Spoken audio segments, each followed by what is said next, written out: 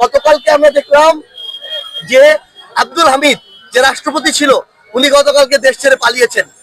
তিনি পালিয়েছেন না, তাকে পালাতে দেয়া হয়েছে। 9 মাস পরে উনি কিভাবে দেশ ছেড়ে যায়?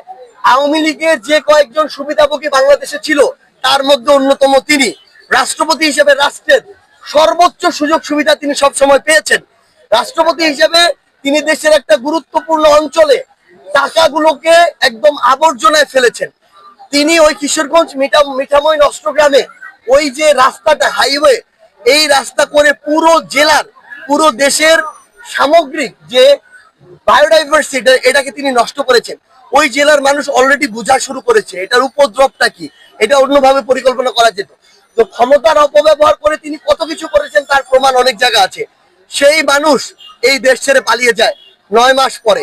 এটা এই অন্তর্বর্তীকালীন সরকারের সবচেয়ে বড় ব্যর্থতা এবং এর জন্য আমি মনে করি যে প্রফেসর ডক্টর মোহাম্মদ ইউনূস স্যারের সরাসরি জবাবদিহি করা উচিত।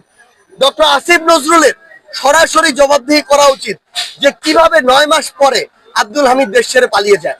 সো এই কাজগুলো করার পরে, এই মৌলিক সংস্কারগুলো করার পরে যদি ডিসেম্বরে নির্বাচন দিতে পারে ডিসেম্বরে, যদি মার্চে দিতে পারে মার্চে, জুনে দিতে পারলে জুনে, আমাদের এই সময়সীমা নিয়ে আপত্তি নেই।